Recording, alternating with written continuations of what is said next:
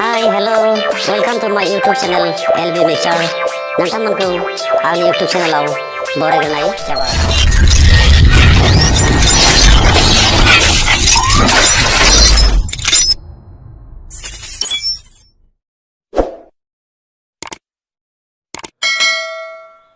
7.2 नि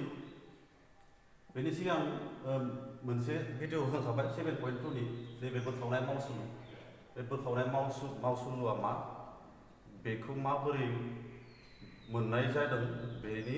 भिडिअ मोनसे होखांबाय जायफोर फरायसाफोरा नायाखै बिसोरो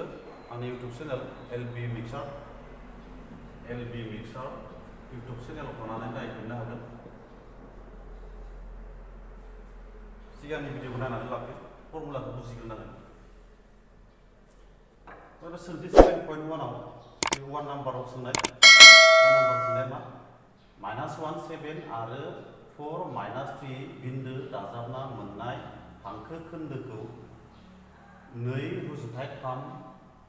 रुजुथायाव राननाय बिन्दोनि थावनि बिसानखौ दिहुन होनना बुंदों। सोंनायखौ बुजिग्रोनि जों मोननै बिन्दो होदों बेवहाय मोनसे बिन्दो बेयो लायनो -1 7 आरो मोनसे बिन्दो होदों बियो 4 -3 बे बिन्दो मोननैखौ दाजाबना मोननाय होदों। बे बिन्दो मोननैखौ दाजाबना मोननाय हांखो खोन्दोखौ 2:3 रुजुथायाव राननाय बिन्दोनि हमबाय नैबे बिन्दोआ बे मोननै बिन्दोखौ दाजाबना मोननाय हांखो खोन्दोखौ 2:3 रुजुथायाव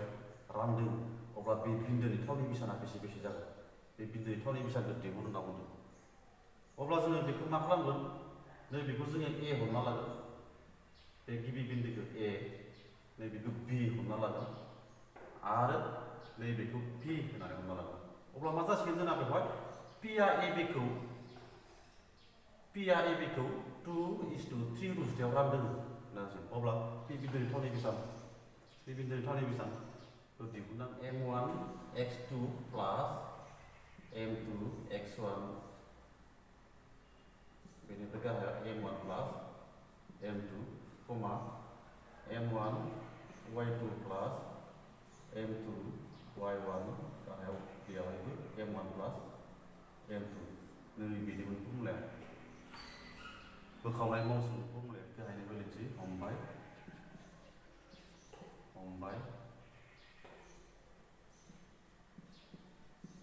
होनाय बिन्दोफोरा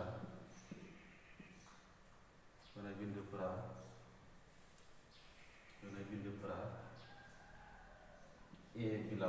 लादों जों -1 7 आरो B 4 -3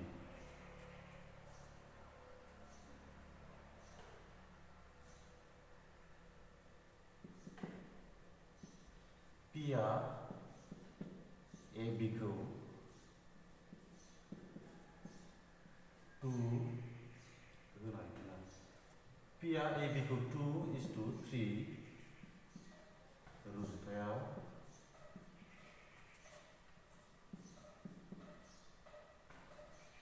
रानदों। अब्ला दाना P बिन्दोनि थावनि बिसान दिहुननांगौ जों। P बिन्दोनि थावनि बिसाना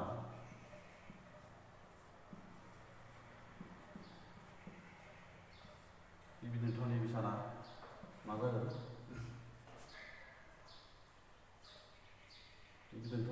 जागोन फर्मुलाखौ खनसे गोसोखांनाय बायदि M1 x2 प्लास M2 x1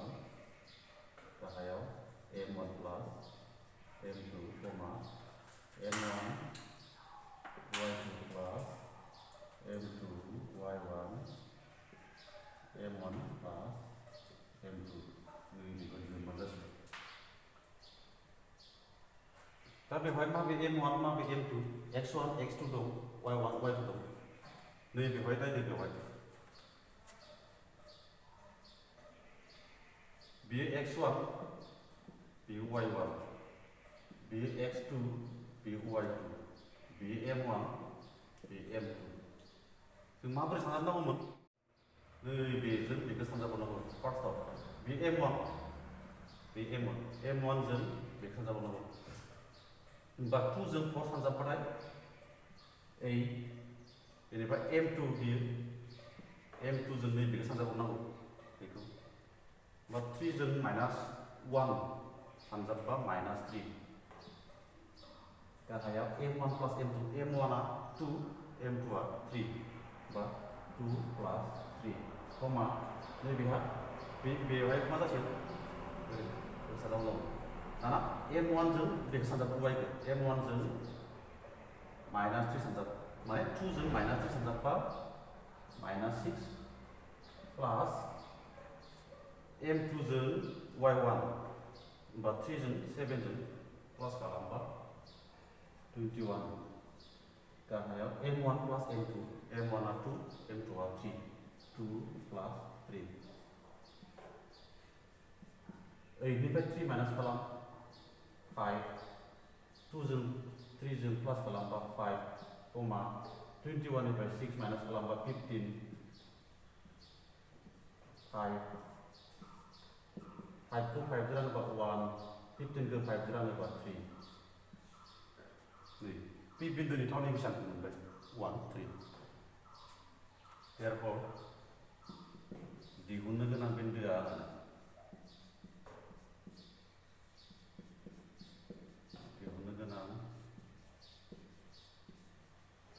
बिन्दोआ 1 3 बोखावनाय मावसुलु जों बे रोखोमै दिहुननाय जायो 1 नम्बरनि सोंथि 2 सोंनायखौ नायग्रोनि बेवहाय 4 -1 आरो -2 -3 बिन्दो दाजाबना मोननाय हांखो खोन्दोखौ समानै खोन्दोथामाव राननाय बिन्दोनि थावनि बेसांखौ दिहुन होनना हा मोनसेया 4 -1 बे मोनसे बिन्दो मोनसेया -2 -3 बे मोनसे बिन्दो बे बिन्दो मोननैखौ दाजाबना मोननाय नैबे हांखो खोन्दोखौ समानै खोन्दोथामाव राननाय बिन्दोफोरनि थावनि बेसांखौ दिहुनथारदो होमबा समानै खोन्दोथाम खालाम बेखौ खोन्दोसे खोन्दोनै खोन्दोथाम खोन्दोसे खोन्दोनै खोन्दोथाम बे मोननै बिन्दो ना बे मोनसे बिन्दो बेखौ C बेखौ D लाबाय A B बिन्दो मोननैखौ दाजाबना मोननाय हांखो खोन्दोखौ C D आ समानै खोन्दोथामाव रानबाय होनाय जादों बे अब्ला बे C नि थावनाय बेसां बे D नि थावनाय बेसांखौ दिहुन होनना सोंदों अब्ला बे C नि थावनाय बेसांखौ जों बोरै दिहुनगोन C नि थावनाय बेसांखौ दिहुननो थाखाय बे C आ A B खौ मा रुजुथायाव रानदों बेखौ जोंनो नांदों आरो बे D आ A B खौ मा रुजुथायाव रानदों रुजुथाय जोंना बे फर्मुलायाव दं ना m1 m2 जोंनो मा नांगौ फर्मुलायाव नैबेयो x1 y1 नैबेयो x2 y2 बा x1 x2 y1 y2 दंखायो m1 आ m2 नांगौ जोंनो माने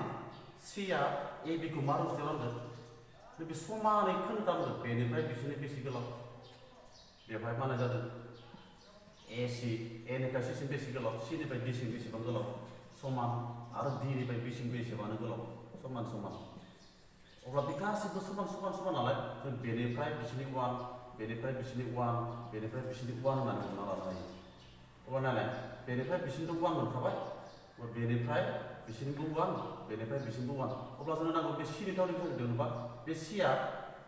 AB खौ AC आरो CB रुजुथायाव रानदों माने बिसोर मोननैखौ लायोबाथाय मा जासिगोन 1 जों 1 2 जाबाय आरो C निखौ दिहुनग्रोनि जों फार्स्टआव C बिन्दोनि थावनाय बेसांखौ दिहुनग्रोनि अब्ला C आ AB खौ मा रुजुथायाव रानदों C आ AB खौ मा रुजुथायाव A निफ्राय C सिम 1 C निफ्राय B सिम 2 माने 1:2 रुजुथायाव रानदों M1:M2 M1 आरो M2 नि मानखौ मोनबाय जों अब्लाना जों C नि थावनाय बेसांखौ दिहुनासै मोनबाय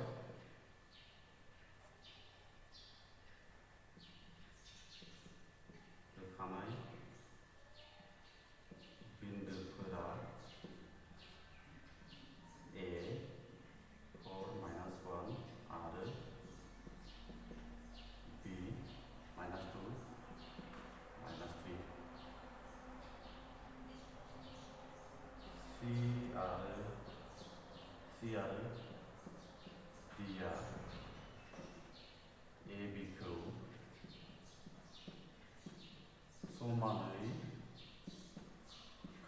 थामाव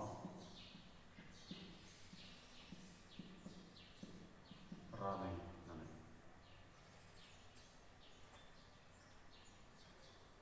अब्ला सिया ए बि खौ 1:2 रुजुथायाव रानो। बेनिखायनो सि नि थावनि बेसाद होननानै सि नि थावनि बेसाद जोंना फर्मुलाया नैबे फर्मुलाया सि नि थावनि बेसाद दिहुननानै फर्मुलाखौ होआलासिनो डाइरेक्ट लिरनोसै m1 x2 प्लास m2 x1 m1 नैबे m1 बेयो m2 अब्ला m1 जों x2 सानजाबनांगौ m1 जों x2 सानजाबो माने 1 जों नैबे माइनास 3 सानजाबो नैबे खाथियाव होना लानानै जेरै 4 माइनास 1 बे a मोन बेनिफ्राय b आ जोंना माइनास 2 माइनास 3 बे बिन्दो मोननैखौ दाजाबग्रा सि नि बिन्दोखौ दिहुननांगौ m1 is 2 m2 m1 आ 1 m2 आ 2 बा m1 जों नैबेखौ सानजाबनांगौ x2 1 जों माइनास 2 सानजाबबा माइनास 2 प्लास m2 जों x1 सानजाबबाय 2 जों 4 सानजाबबाय 8 गाहायाव m1 प्लास m2 1 प्लास 2 3 कमा दाना m1 y2 m1 आ 1 जों माइनास 3 सानजाबबा माइनास 3 प्लास जागौमोन बेयावसिना m2 आ 2 m2 जों y1 2 जों माइनास 1 सानजाबबा माइनास 2 माइनास प्लास 2 गाहायाव 3 बेहा मा जासिगोन 8 निफ्राय 2 माइनास खालामबा 6 3 माइनास 5 अपॉन 3 नैबेहा रानजायो 3 जों बेखौ दानोबा 2 माने 2 अपॉन 2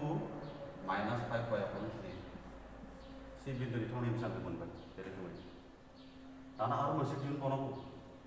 नैबे डी बिन्दोनि थावनि बेसादखौ दिहुनबावनांगौ दानिया जों सि बिन्दोनि थावनि बेसादखौ होना लानोसै 2 माइनास 5 3 ओरै होना लाबाय जों दानिया बेनिफ्राय बिसिनिबो 1 बेखौ नांला जोंनो बिदि दिहुनखाबाय जों नैबे मोननैखौ नायदो सि आरो बि डिखौ दिहुननांगौ नालाय डिआ सि बिनि गेजेर बिन्दो समान नालाय बे गासैबो समान नालाय डिआ सि बिनि गेजेर बिन्दो मोननै बिन्दोनि गेजेर बिन्दोनि थावनि बेसाद दिहुननायनि फर्मुला दङ हमना ला बियो ए आरो बियो बि बिसोर मोननैनि गेजेर बिन्दोआ बियो पि जायोब्ला बे पिनि थावनि बेसादखौ दिहुनोबा बे x1 y1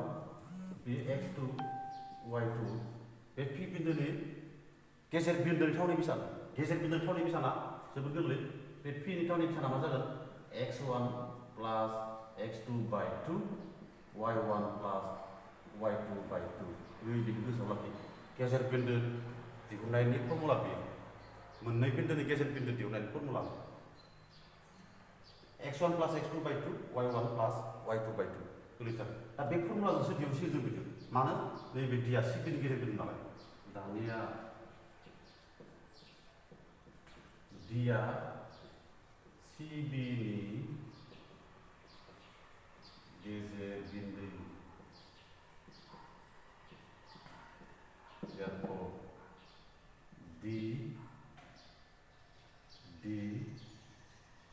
डिनि थावनि बेसाद समान x1 plus x2 by 2 y1 plus y2 by 2 नैबे फर्मुला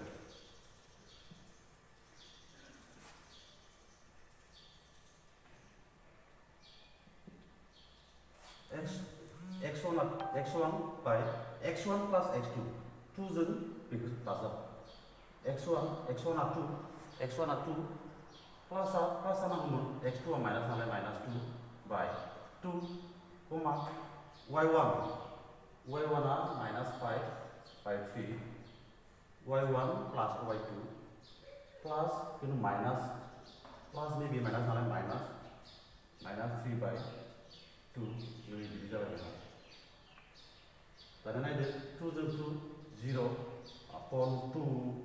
नैबेहा मा जासिगोन माइनास 5 आ बेनो बे माइनासआ माइनास 3 जों बेखौ सानजाब 3 into 3 9 गाहायाव बे 3 आ थागोन आरो नैबे गाहायनि 2 आ बेनो बे 0 खौ 2 जों रानोबा 0 माइनास 9 जों माइनास 5 जों प्लास खालामबा माइनास 14 3 अपॉन 2 0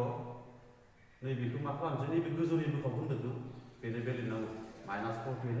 अपॉन 3 इनटु होनाय लोगो लोगो नैबे गाहायना बेलहैबाय बेनि सायाव 1 दंना बे 1 बाय 2 बे जाहैबाय नैबे 2 जों बेखौ दानहरदों 2 2 जों 14 रानोबा 7 अब्ला मा थासिगोन 0 माइनास 7 अपॉन 3 बे बिन्दुनि थावनि बेसाना एसे जाबाय दानिया therefore दिहुननो गोनां बिन्दोफोरा मोनसेया 2 माइनास 5 बाय 3 आरो मोनसेया 0 माइनास 7 बाय